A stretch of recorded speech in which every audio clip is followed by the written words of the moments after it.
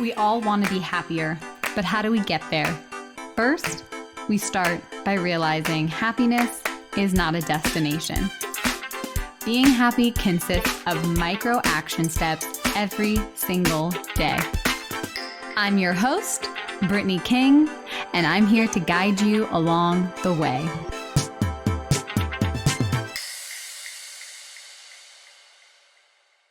Hello, my beautiful friends, and welcome back to the Positively Real podcast.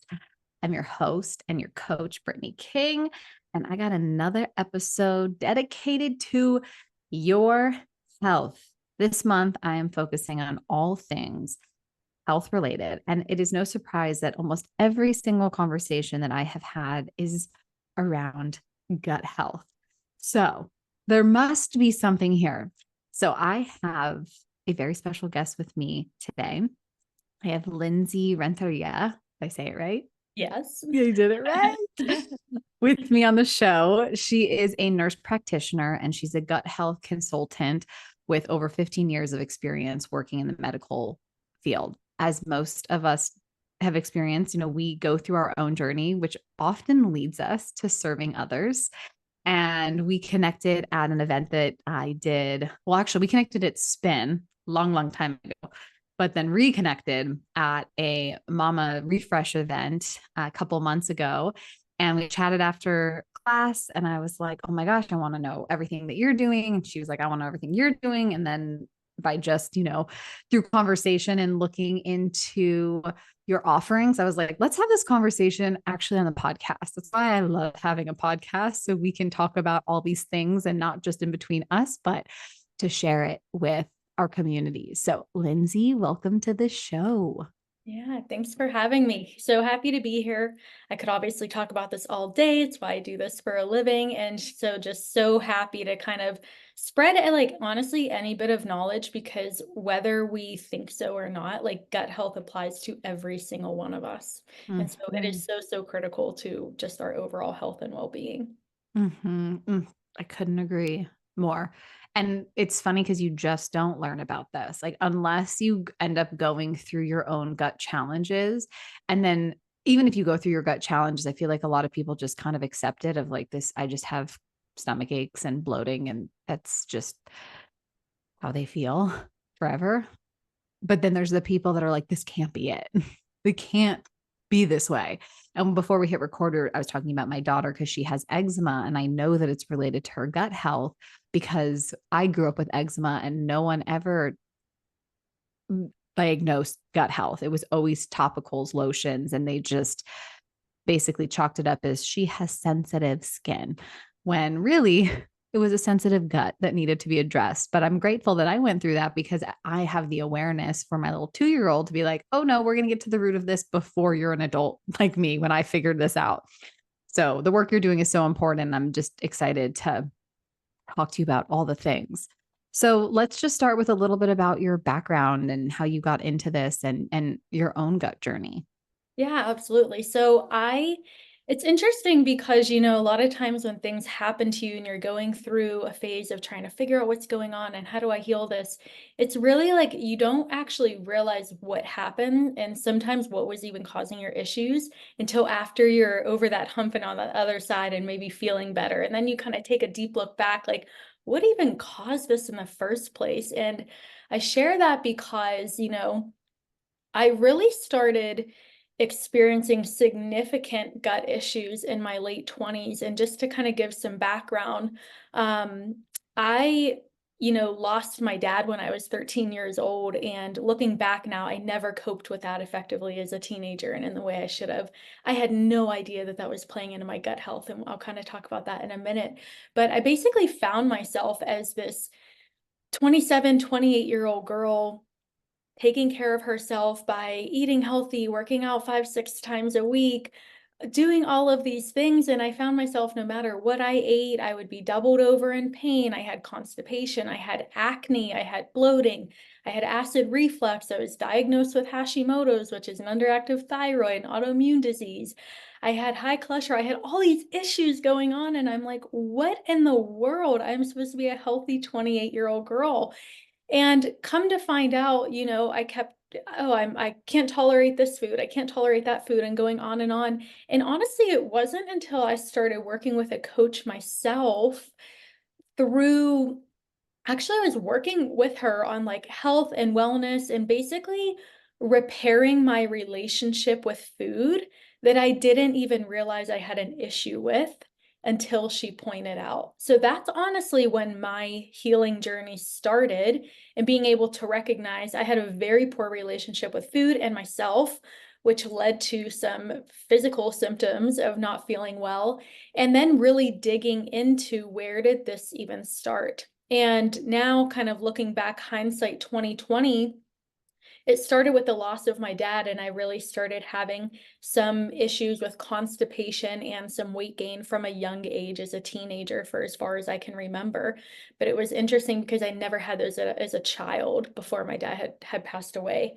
And then fast forward to just having constipation as a teenager and young adult. And then that's where I found myself in my late 20s. I was working full time as a nurse.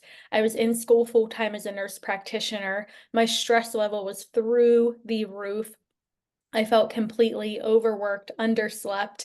I was just on E 24/7 trying to get through the day. And that's where I found myself in that pickled situation, really, with all of those symptoms.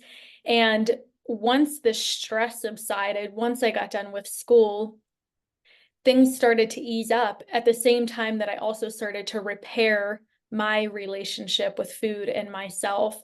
And then I really took a look back and thought, oh, wait, the problem wasn't the food, but I was blaming all of these foods, right? The problem was actually I had trauma. The problem was I had a poor relationship with food, a poor relationship with myself. I had high stress. So I continued to work on healing those things, and I started to feel better. I started to be able to tolerate more foods. I started to be able to, the bloating was gone. All of these things started to resolve with improving myself. And at this point, I'm working as a nurse practitioner in conventional medicine, actually working in kind of GI and liver specific related areas. And I found myself seeing all these clients, and it was almost like deja vu, seeing them suffering with the same things. And I really found myself not being able to help people the way anymore that I wanted to, and the way that I knew that I could in that type of a setting, which led me to opening my own virtual practice, seeing clients and healing them and helping them through finding the root cause, just like I did through myself. And so about a year ago is when I opened my own practice doing that. And so that's really what led me all to here. Oh, wow. What story, and so relatable. And it's so interesting because it's like there is this common theme, and the other people that I've interviewed on the podcast and myself is like on the outside, we kind of look like a picture of health, right? Like working out and eating certain foods and, all this stuff. But on the inside, it just tells a totally different story. But when you're not aware of like the impact of the stress in your past that has on your body in the present moment, you kind of just chalk it up as like you just kind of accept it for what it is, unless you start getting curious and you start being your own health advocate. And I love when I hear stories of women that realize that they're not able to serve in the way that they know they can, and then they go off on their own and like create that, because it really does make a bigger impact in the world. And it's so necessary, because our gut health really is everything. Like I know when I'm feeling anxious, it's like signaling to me to pay attention. It's like a check engine light. And I always feel anxiety in my stomach. And I used to always think when I just had stomach aches, like I would just be like, oh, they're just stomach aches, not really understanding that it actually was anxiety trying to It's so communicate with connected. me. So Mhm. connected, and just trying to pay attention, and then having foggy brain and like that connection. So I want to talk about um, the root cause for healing gut dysfunction. So tell me a little bit about like what that means, is root cause healing. Like what does that mean? What does it involve? And especially in context of gut health. Yeah, absolutely. So I think we really can't even talk about root cause healing for gut health without first even talking about what is gut health, because I can't tell you honestly how often I get that question. What does that even mean? My gut health. What is that? And I think it's a good question because I wasn't expecting gut health to become a buzzword over the last year or two, but it truly has, and it's everywhere that we turn now. And more research has been done over more so significantly over the last 20 years, which has really just been skyrocketing. But really when we think about gut health, that is the overall well-being of our whole digestive system, right? So not just our stomach, but also our intestine, other organs that are involved in digestion and absorption of our nutrients. So when we say we have good gut health, that means that we're able to digest our food properly. We're able to absorb vitamins, minerals, and nutrients. We're able to eliminate waste and move food through the digestive tract the way that we want to. We're also able to maintain that harmonious balance of levels of good bacteria and keeping maybe not so good levels of bad bacteria at bay. And this all plays into a role in our immune system and our overall health, our mood, our energy. So really it plays, into every part of our overall well-being. And so when we talk about looking at the root cause healing, when we're talking about gut health, what that really means, to put it in really simple terms, is really just searching for the underlying reason of what is causing this to begin with. And I like to think of looking at this root cause standpoint of asking the question why over and over again until we can't go any further. And so let me give you an example of this. So right, acid reflux is a very common issue that a lot of people deal with, right? So if someone says, I have acid reflux, well, why? Okay, because I know that I do because I can feel acid up in my esophagus coming up into my mouth. Okay, why are we having acid come up there, right? Does that mean, do we have high acid levels? Do we have low acid levels? A lot of times people think that we have an overproduction of acid and that's why we're feeling that. But more times than not, I actually find that people have a low level of acid and we just have a weak sphincter, which is supposed to stay closed and not let that acid come up, right? But again, okay, so if we have low stomach acid, that's still not the root cause because we don't naturally just have low stomach acid. We shouldn't. So why do we have low stomach acid? Okay, well, is that because our vagus nerve, which is what we need to stimulate the stomach to make stomach acid, is not activated and not firing appropriately? Okay, so we have vagus nerve dysfunction. Why? Right? Okay, so maybe we have vagus nerve dysfunction because somebody is significantly stressed. Okay, well, now that's our root cause. We have acid reflux because we're stressed.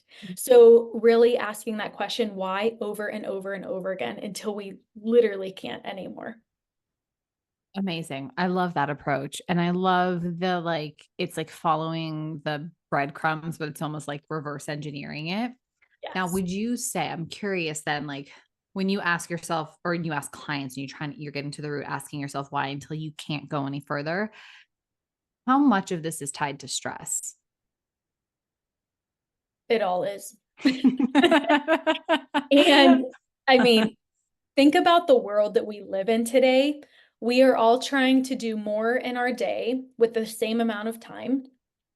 We are in this world of, there's social media is great for so many reasons, right? We connected, even Mhm. through finding things through social media, but also social media is a beast. We find ourselves in this comparison game and we're trying to have the latest and the greatest and comparing ourselves to the next, or, so stress plays such a big role into that. And every single client I work with, we all have some level of stress in our life, right? Every single one of us. And I talk about this a lot.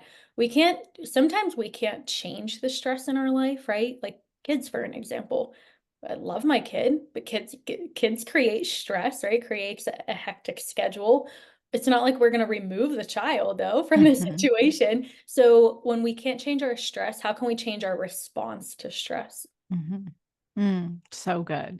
So I'm curious about what are some common misconceptions about gut dysfunction that you encounter?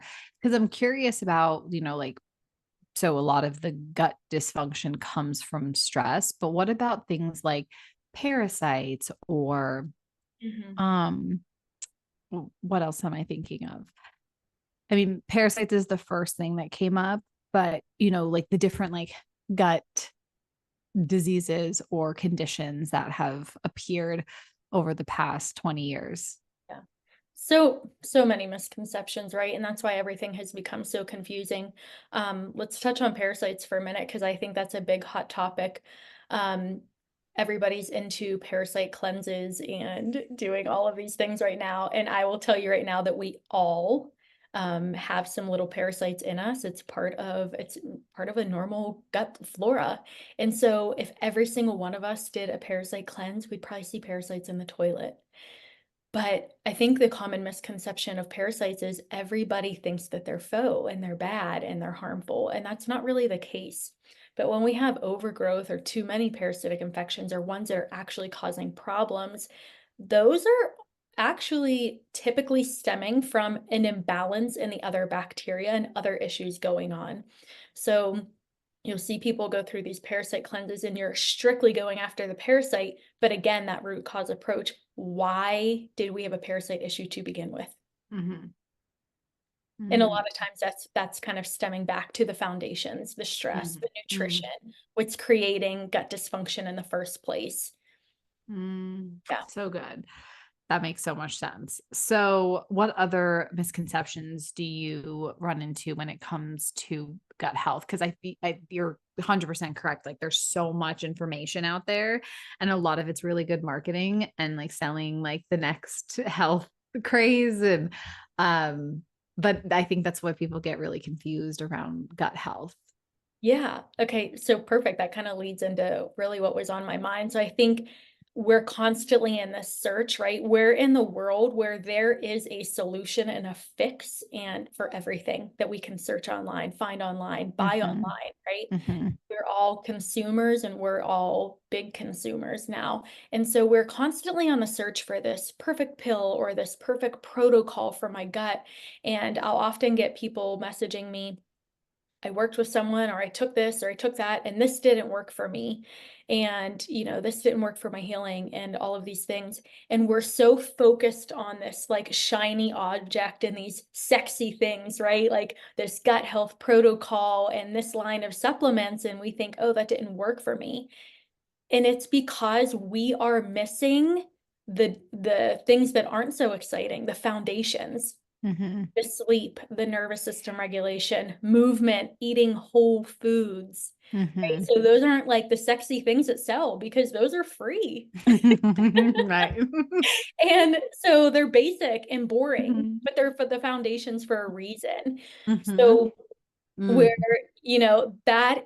that is one of the most common misconceptions. I'd say everybody's looking for these things on the outside to fix their gut, but really we need to start because in the clients that I work with, the ones that like just straight up dominate their healing journey and do amazing and come out like a completely different person, of course, did I help guide them? And, did we rebalance bacteria and all these things, sometimes using supplements when we need to, of course. But the real work was them putting in the work in the foundations that we talked about.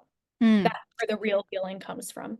Oh, I love that so much. My first episode in this series of Your Health is Your Wealth is the pillars of health.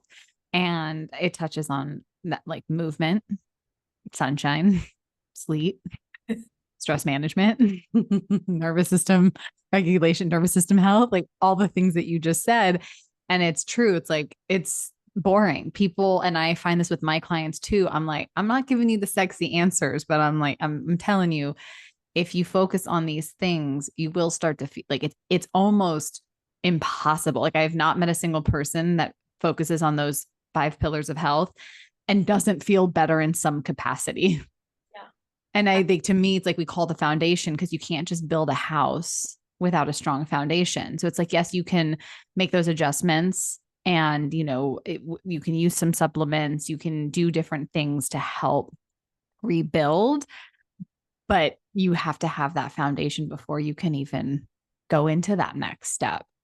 Absolutely. And, even the second part of that is, even if say somebody did go through a supplement protocol and maybe it wasn't personalized to them and they feel really good and they feel like they fixed everything, if they didn't change those foundational pieces, their symptoms and issues will come right back. Totally. Months or years later down the road, they will be back.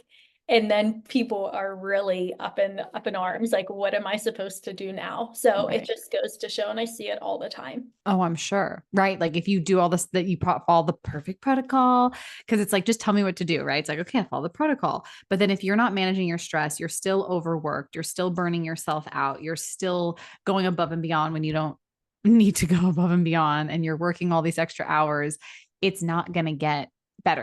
It's like it temporarily will. You'll start to feel better, but it's only a matter of time until that dysfunction comes back. What keeps coming up for me, because we really, I feel like we clicked with nervous system regulation when you were telling me about gut health, and then I was bringing in, when brought in the breath work to the event. I just keep thinking about like gut dysfunction is like nervous system dysregulation. Like it's Mhm. like so connected. So if there is gut dysfunction, then that also is signaling that your nervous system has been dysregulated for so long that it's affecting your digestion and your gut health. Absolutely. Absolutely. So, okay, this is so good. We could just freaking talk about this for hours. Okay. So, food obviously does play a role into this. And it's so funny because it's like I tell this to my clients all the time because I started as a health coach. It's like all of these different diets and protocols and lifestyle, they're all saying the same thing. At the end of the day, it's like eat whole foods, minimally processed, drink enough water, get enough sleep, man. Like everybody's saying the same thing, just in different ways. But obviously, food plays a big role in this, right? In healing your gut. Because you could be like, I do feel like it's closely tied, because when you do manage your stress, I do think that you just eat, you have more awareness of what you're putting in your body, how it's making you feel, it's more nourishing and all of that. And then on the other side of it is when you are stressed, you're eating really fast, you're eating what's convenient, you're not necessarily looking at how it's making you feel. It's just kind of like you're going through the motions of it versus like being intentional. So, what are the top foods that you recommend for someone that's looking to improve their gut health? Again, my answer is not going to be sexy, right? So I tell people all the time, I love this question too, because I'm so passionate about nutrition. I used to do nutrition consulting years ago before I went back to NP school, and I've always been interested in nutrition. And I remember my mom told me, even as a kid, I was obsessed at looking at food labels and Yeah. stuff, which is just funny because I still love it to the day. But again, it still goes back to those foundational components of, if you want to have an optimal gut and optimal wellness, you have to cut out the crap essentially. And Mm-hmm. not saying that you can't go for a Friday night and having a piece of pizza, but what we're going to be doing majority of the time, well, that's going to be reflected into our gut health. So I would say if it is somebody just starting out, right? Maybe they aren't living a great lifestyle. They know they need to improve their stress, their diet, everything, right? Starting with the basics and stop being so worried about what type of diet, paleo, vegan, whatever it is, just eat whole foods. That's where Mm-hmm. you start, right? Try to eat as many things in their natural form. I tell my clients, I consider something a processed food when you can't pick it up and know every single ingredient without looking at the back of it, Mm-hmm. right? So that comes into play even when we talk about healthy things, right? Let me give you an example. Like something I buy that I love because it's quick is like Applegate sausage, right? Mm-hmm. Chicken sausage, super good, yummy, easy. It's still processed food, Mm-hmm. right? We don't know exactly what's in there without looking at it. So Mm-hmm. how many things can we actually eat just in its whole natural form? And Mm-hmm. the way you start to do that without it feeling overwhelming is you start with one meal at a time. one meal at a time. We make so many changes in our life, or we try to, and that can often lead us to failure very easily. Mm. And it's not necessarily that person's fault. It doesn't mean that, oh, they suck and they failed. It means that we set unrealistic goals and had unrealistic expectations for ourselves based on where we were at in our current journey. Mm. I love it. It's so true. Like just starting with one meal, because that was my next question is like, for someone that if someone's coming to you and they're chronically stressed, it's, been going on for a while and it's just more like the demands of their life and their lifestyle. Um, and they're like, change all of my meals. So it's like, how do you approach that for someone that already has a busy life that isn't necessarily at that point yet where they're going to start reducing stress? Like they're not at that point yet. Maybe they'll get there, but it's more just in the beginning phases where they know they need to make a change. Is that where you have them start? Is just one meal, or do you have a different approach? I do, and it really just depends on the person, right? Sometimes people are making really good choices, but they're just their plate is not proportioned appropriately, maybe meaning they have way too many carbohydrates, not enough protein, not enough fiber, and that's leaving them hungry in an hour, right? So really just kind of restructuring the plate. How can we feel full for about at least 3 to 4 hours? Mm-hmm. So starting one meal at a time. But I mean, yeah, all of my clients, most of them are busy mamas, still working, right? Pedal to the metal from the time they wake up to the time they go to sleep. So trying to work on change while healing their gut, prioritizing themselves, all that things can feel like a lot. So really what I do with those clients and what I recommend to everybody is one, making sure that you have some things at home that are quick and go to when you need to have dinner ready in like 15 to 20 minutes, right? And sometimes that doesn't always necessarily mean that that is the absolute best choice you can make, but it may be better than going through a drive-through. Mm-hmm. Right? So maybe having something like Applegate chicken sausage, or one really common one that I tell clients about that I typically have in my fridge is my quick 15-minute dinner is a box of chickpea pasta, a pack of Applegate chicken sausage, and a jar of Rao sauce. Mm-hmm. That way you have protein and fiber and you still have a few plants in that, but something that's really easy, something that you can have at home. So starting with there. And then when you're trying, when you are so busy, changing the meal that's easiest to change first. So a lot of Mm-hmm. times that's not dinner for people because that's where it can come and be like, well, I don't want to make dinner for myself plus my whole family, right? So Mm-hmm. I don't want you to either because that's not sustainable and we're not Mm-hmm. going to do that. So maybe if breakfast is best in your control, maybe that's something you can do the night before by preparing some like egg bites or making a chia seed pudding or something like that that's really easy to have on the go. So I like to start there with what are some easy swaps we can make. And with my clients that I work with specifically, I actually give them like a grocery list and some easy swaps. Sometimes I create meal ideas for them based on their life, but we really just go through each of their day and what are they currently consuming and where should we start first? Because you want people to feel successful, right? When all of us, when we achieve a goal or we feel successful, that makes us feel good and we want to keep going. Mm-hmm. Yeah, it's like that dopamine hit of like, oh, like you start to feel it and then it gives you the motivation to keep doing it. But it takes a little bit. It doesn't happen right away. And I think Yeah, that's where most people end up giving up before they start to feel better because they're like, I've been doing it for a week and I don't feel better. And I'm always like, well, absolutely. you give Yeah. yourself a little bit more time. I think it's Okay. important to know too that, this is not about perfection. I'm Mm-hmm. not perfect, right? Sometimes whatever, eat whatever. Sometimes you eat what's Mm-hmm. available, Mm-hmm. or sometimes too, if you're on the go, like knowing, having a couple go-tos in your head of Mm-hmm. somewhere you can pick food up to go that you know is good quality and that you like. So like locally, my favorite go-tos are Chop Shop or Flower Mm-hmm. Child, Mm-hmm. Same. things like that. So that's pretty much the only place we get food if we pick it up. So having that planned in your head, like, okay, if there is a really busy night, I'm going to get this. And I know that that's a great choice. Mm-hmm. Oh, I love that. I love that so much because it is true. It's like it's not about perfection. And I also think too, it's like if you focus on the foundations, first and managing the stress, the food that you're eating it's not gonna have as much of a negative impact on you unless you're not taking care of your stress. Like if you're doing that first, it 100%, you can feel that difference in your body. Absolutely. Yeah, for sure. Yeah. So, I think we were talking a lot about, I did a whole episode on just stress, or a whole series of episodes around stress and different techniques and the nervous system and managing it. But I'm curious about how you approach stress, specifically around gut health.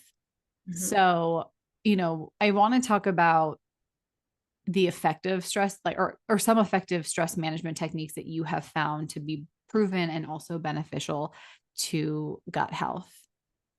Yeah, and this is a big one. And this takes time and practice and patience and grace with yourself, right? Because we can't just make that 180 swap. Definitely, without a doubt, the first thing that I have people start with and I have them continue with is breath work. And right, we've all heard somebody say to do breath work, but the reason that I truly love that so much out of the lot of things that we can do to regulate our nervous system is because you can do breath work anywhere. I mean, I have literally done breath work while I'm standing filling up my 40-ounce water jug. You can do it Mm-hmm. anywhere. You can do it while you're driving. You can do it in bed. You can do it while you're in the bathroom at work, anywhere. So truly, it is something that you cannot make an excuse of why you can't do it. And so if somebody says, I didn't have time to do my breath work, it's just purely not true. Right. It's false. Well, I think I love that you brought this up, and anyone that's been listening to my podcast, especially since I've been getting deep into breath work and being a breathwork facilitator, it's like we kind of romanticize of like how it's supposed to be, of like, okay, I need to be doing this for 20 minutes and then I'm going to meditate and then I'm going to journal. And then we fall into this black or white thinking. And I think specifically for like busy moms and in particular, it's so all or nothing. And then over time, at least that's my own experience. Like I used to have like, I feel like my routine was like 2 hours, like before my daughter was born, which I'm like, what was that life like? No wonder. Like, but now it's just like, oh, I'm making breakfast for her before she gets up. I can sit here at the kitchen counter and just do a couple of rounds of like box breath. I'm like, that's good enough. And I think like, I'm so glad you brought that up because it is free. Like you can learn different breathing techniques, but it all, like, the purpose of it is all the same. It's like helping you manage your stress, but then it's also helping you build your capacity for stress at the same, like not at the same time, different times for different types of breath work, but like that's really the intention of it. Right. And really just explaining to people, that that breath work does shift us back into that parasympathetic state, that rest and digest. Even if it's for 30 seconds or a minute, if we can do that a couple times a day, you're going to feel those calming effects. You're not going to feel like your top is about to pop, every Mm-hmm. single day. And another thing that I have found absolutely critical if people have kids, because right, we often find ourselves pouring from an empty cup as mom and wife and all of these things, is waking up for your kids. It's the only way to get in time for yourself. Mm-hmm. In order for me to do that, I have to be up at 5 a.m. Mm-hmm. That's not always fun, right? Mm-hmm. I am a morning person, but I don't always want to get up at 5 a.m. Mm-hmm. But and I don't necessarily always. I'm not perfect. I don't do it every single day. But the days that I can wake up about 45 minutes before my daughter gets up, and I have that time to like slowly get out of bed, kind of do my morning routine, do some breath work, get in some time with prayer and reading and these types of things, I just feel so much more even keel throughout the day. And even when those stressful situations come up, you don't necessarily feel stressed in that situation. Mm-hmm. Yeah. Oh, I love that. It's like like you feel so much more flexible to the inevitable stressors that come up and annoyances and things that we just don't have control over, but we can definitely know that they will happen throughout the day because that's just a part of being a human. And so I think, someone that hears that and they're like, oh, I don't want to wake up at 5 a.m. Um, I'm not a morning person. But that's the only, like, they genuinely believe they don't have any other time throughout the day. What would you offer them? Yeah. So I think one, really sitting down and thinking about what is realistic for you and what does sustainability look like for you? Because every single person's life is different. Everybody's lifestyle is different.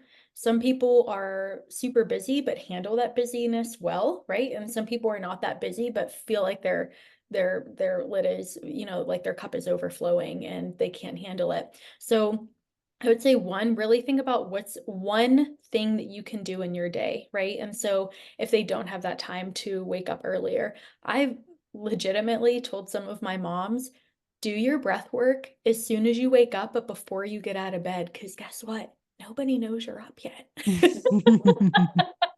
Right. It's You know, like it's this totally, like, just especially that when you kids, reminder. yeah, when you have kids old enough that hear you walking upstairs, literally do your breath work before you get out of bed. I know it might sound like it's going to put you back to sleep, but what I have found actually personally is it almost kind of invigorates you with some energy to get Mhm, going for the day.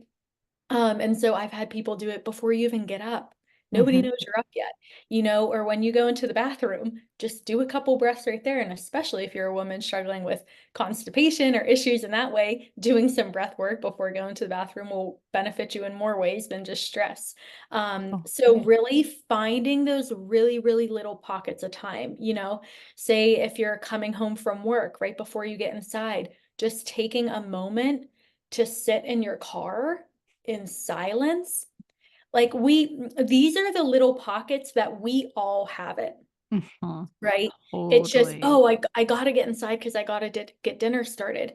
You have 30 seconds, we Mhm. do.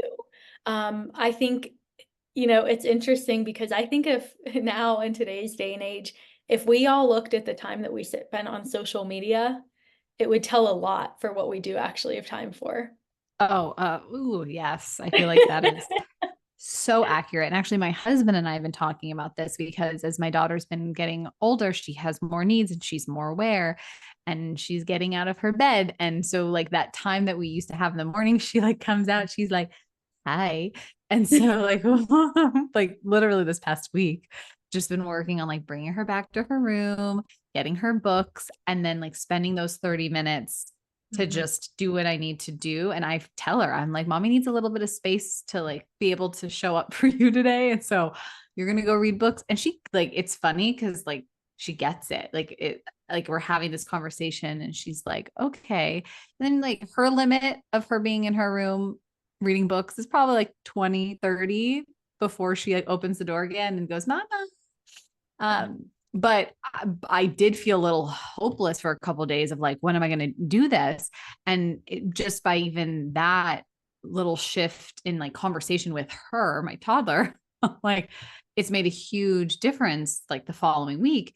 And then my husband and I are talking about it. And I'm like, before you come in from your workout, like do your breath work, like do your meditation, like take that time for yourself. Like I got it inside here because I know he's going to reciprocate that on the other end for me, and understanding that and understanding like having that conversation. I mean, that didn't just happen naturally. That's come from like definitely capacities, nervous system fatigue, like getting to that point of like, okay, well, this is not working. So we need to figure something out that fills both of our cups up, has dramatically improved our weeks. And I'm like right in the middle of it. So I can really speak to that. But I'm so glad that you brought that up because it's so true. It's like, how much time do we spend randomly scrolling or checking email? Instead of checking an email, like just take 30 seconds to breathe, to reset. And those little things, they really do add up. And I think, in our conversation, we've talked about just it's not sexy and it's not, and it's boring, but it's what really works. And I just love hearing this from your perspective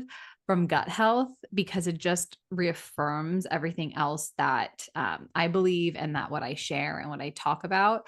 And there's a reason why everybody's essentially saying the same thing, just in different ways. Yeah, absolutely. And even if, say if you're, I'm glad you bring that up about support and kind of, utilizing your spouse and kind of doing that back and forth. My husband and I actually do the same thing, like he needs that time to himself the day. And then he'll say to me, hey, go take 60 minutes and do whatever you want, go do some breath work or workout or whatever that is. So it is really nice to have support. Obviously, everybody doesn't have that. So even if you do find yourself, you're like, oh my gosh, my kids are just like, they won't get away from me. I'm trying to take care of myself. Try to get your kids involved. Kids Yes. like that. They If do. you, especially toddlers, they're so curious, their minds, put on a breathing app, let something, right? They love hearing the audio stimulation. Put something on, do some breath work with them, lay with your legs up the wall for lymphatic, drainage. And kids love that. It's like an activity for them. And so is it going to be like the most like relaxing, perfect, like 5 minutes of breath work? Probably not. But is it teaching them the foundations? Yeah. And then is it also allowing you to kind of get in your foundational work? Yes. I love that. I love that you brought that up because this is literally all stuff I do. Like Ellie and I will lay with our feet up the wall, and she loves doing it. And then it's just been funny because she'll go, "Mommy, done meditating?" Like she gets it, and I'll put on stuff and she'll listen to it with me. And sometimes she's all in, and other times she's like, "Are you done? Are you done?" Which also is in a weird way, like sometimes very calming. Like there's something about like the joy in it that actually to me brings my nervous system into a more balanced state. Um, but someone that's listening that doesn't have kids, they're like, I still don't have time. Maybe this might be an invitation to really look at how you're spending your time and being like, everybody has an extra minute Yeah. for themselves. Yeah. Um, and I love how this is so it's so preventable, right? Like, obviously, we can't control the things that have happened to us, the different traumas and experiences that we've had that might have caused the initial stress in our body. And, when we get triggered by something, it's because stress is that's like a incomplete stress cycle. And then it does manifest in physical symptoms. And I find that it usually does manifest first in the gut. Like I feel like that's usually where I've noticed, at least in my own journey, of where the unresolved stress showed up in my life. Um, but at the end of the day, it's like if we know it's preventable and proactive, why are we living in a time where people are more dysregulated, stressed out than ever? Yeah, and I think that goes back to, I love that question. I really think it goes back to we are in this comparison game and trying to do more with less. And, I think part of that too, it's not always our fault. Even just just look at today's economy and the cost of living, for example. A lot of times people need both people in the household to be working, but there's still all of the primary responsibilities of the household and the kids, but also both people working now. And so there's so much on everybody's plate on top of sometimes finding ourselves in this comparison trap or trying to have the next best thing. And I truly believe that sometimes can just play a huge role into it. Yeah.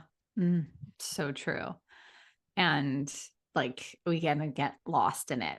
Hmm. And it's And like it's just easy. we're surrounded by this Mm-hmm, saturated market of mm-hmm, wellness hacks. And mm-hmm, I don't even like that word hack. There's no hack. mm-hmm. I know. I know. The hack is, it's like the hack is really just in the simplicity of it. It's like if we really Yeah. could really prioritize stress management, stress reduction, like it literally, if we just focused on that, it would ripple into all these other areas of our life. Hmm. And so, like, do you find that with people that might have like mental health challenges, whether that's anxiety, depression, and different types of things that they've been diagnosed with, is there a connection with gut health based off of everything that we've been talking about? So much connection. So much. I mean, Yeah, I mean, and through that vagus nerve, right? And that back vagus nerve, again, it's that bidirectional pathway between the gut and the brain. And Mm. I tell people the easiest way to understand that that connection is so real is there's a reason that when we hear bad news, we get a pit in our stomach, or when we're going on a first date, you get butterflies in your stomach because of how you feel emotionally and mentally affects how you're feeling physically, and vice versa. And so interconnected. But, stress and anxiety, for example, can increase gut motility and cause diarrhea for people. It can also slow down gut motility because if there's issues with the vagus nerve, and cause constipation. Mm. Also with certain gut bacteria, they are the large producers of neurotransmitters like serotonin, like dopamine, which are critical for our mood regulation and feeling good and our happiness, right? We all need those and want those in order to avoid those feelings of depression, anxiety, those types of things. And what a large portion of people don't know is actually about 90% of serotonin is produced in the gut. So if we don't have a good balance of gut bacteria to begin with, then the serotonin production is impacted, and that further impacts how we feel mentally. And then if we don't have serotonin to feel good, and then again, that affects the vagus nerve, affecting the gut, and it's this whole cycle. So, and they're also seeing now in research how the gut microbiome may actually even affect how somebody responds to a psychiatric medication and how they're able to utilize that. So I would say about 75%, if I had to guess roughly, of my clients struggle with anxiety or depression. And so huge correlation, but definitely you cannot improve one without improving the other. That was my next question. Mm. Where it's like, I'm wondering how many people go to therapy to, work on their mental health or, get their address the anxiety, and how many um, practitioners address like how's their gut health. Mhm. Not very many, unfortunately, that I hear of, at Yeah, least it's my experience. And, I interesting. love when I work with people and they are working, with somebody on mental health and techniques and those types of things, but also like we need to focus on that gut health, right?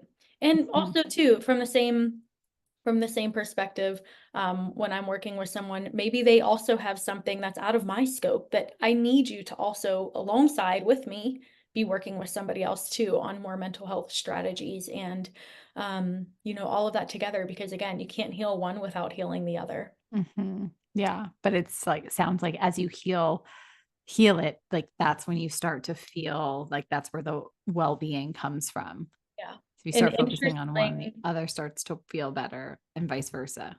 yes. And interestingly enough, a lot of medications for depression and anxiety are notorious for breaking down the gut Mm. line, Mhm. I know that was which, I was thinking about that, and like gaining weight, and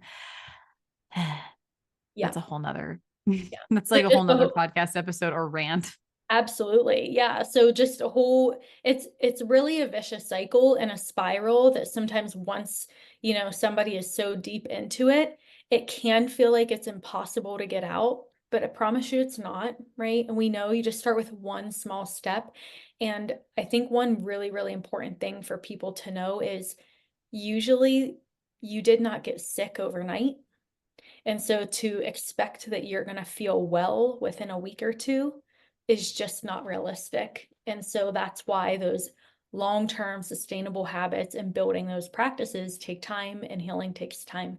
Mm, I love that. I love all this. I love this conversation. And I think it's like, it just reiterates the importance, because it's like we hear all these things like do that, like all these habits and lifestyle changes, but like getting to the root of it, I feel like makes it even more compelling, at Yeah. least for me, because I've had my own journey with gut health and also diagnosed with Hashimoto's and doing all the things. And it just like further reiterates the importance of this foundational stuff in a way that maybe if someone's like, just sleep well and eat, whole foods, like it might not resonate as deeply, but at least like from my experience of just talking to you about it, like I feel it in my body of just like, yeah, this the reason becomes even more compelling than just versus someone just telling you like these general health concepts. So I know we talked about one small step, but you kind of brought it up again. So I want to wrap up this episode with like, if someone listening, what is the next step for them? What's one small thing that they can do? Yeah, so I think one small thing with without feeling overwhelmed is honestly, I mean, I know we kind of talked about this already, but really just taking it one step at a time. Because I will say, something that comes up over and over and over again when I work with people is things have not worked in the past for them, whether it was working with somebody else or trying things on their own, because they were overwhelmed. There was too much at once, or because they just didn't even know what direction to go in because they just found themselves with all of these issues. They know they need to make these improvements. So, again, doing it one step at a time. But I will say what was most critical for me in my healing, and like I had said this in the beginning, I didn't figure out my own issues that were going on, causing my physical issues and gut issues. It really took an outside mind to be able to recognize that, ask me questions, and then me be able to go, oh, wait, maybe that did affect me. Maybe, the death of my dad did affect me more than I think it did, even 20 years later. Or maybe that stress did cause a lot of these issues. Or maybe I do have a poor relationship with food, which now has manifested as physical symptoms. So having somebody else being able to recognize that, and then too, even if you're able to recognize it, sometimes it can be so overwhelming. And again, like talking about the market that we live in and just being swarmed with ads, and your phone pops stuff up now if it even hears you thinking about it. And so, Mhm. but having somebody too that can really outline a plan for you, because I feel like that was very critical in my own journey. That has been one of the differentiating factors in a lot of my clients. And so having somebody for support accountability, we can all use that. If you look at the most successful people in the world, they have a coach in every area of their life for a reason. Mhm. Oh, amen to that. And to your point of like having someone, a third party perspective that doesn't know your whole story, doesn't know your whole background, but can ask you the right questions to help you create that insight yourself. I think that's truly like where the power is Yeah. when you seek out that support. Oh, this is so good. Thank you so much for this conversation. It was so enlightening, and I love the way that you explain it and distill all of this down because it can feel really overwhelming and daunting to approach. And also there's so much confusion, like you said. So you have just such a natural way of explaining it that makes sense and really does make it feel a little less overwhelming. So where can people find you? How do you work with people? I'll put it all in the show notes, but share all the things. Yeah, absolutely. Well, thank you so much for having me. I could have these conversations all day, every day. But so you can find me predominantly on Instagram. My handle is Lindsey Marie Wellness, Lindsey Marie Wellness, all one word. Usually my kind of process with people is, one, I like to just get on the phone with people first, complimentary, no strings attached. Let's just talk about what's going on. And I'm honest with people if I feel like I can even help them or not, because I don't necessarily feel like I can help every single person I talk to on the phone.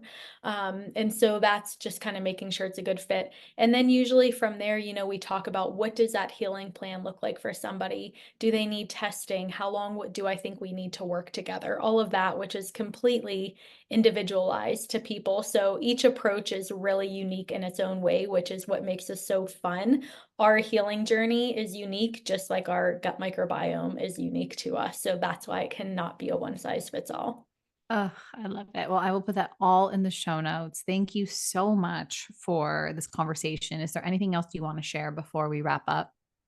Um, no, I think that was about it. Oh, I did want to share that if anybody was interested in kind of looking at their own gut health, having issues, maybe you do have traditional GI symptoms, the bloating, pain, constipation, diarrhea, things like that, but also things like autoimmune disease, skin issues, all of that is correlated to the gut, mental health issues like we just talked about. So, for any listeners today, I wanted to offer $100 off of a consult if they wanted to move forward with that and explore their own gut health and see what's going on.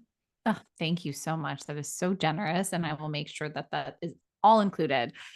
Thank you again so much. This was so much fun. I am looking forward to continuing this conversation with you, learning from you, and hopefully collaborating in the future.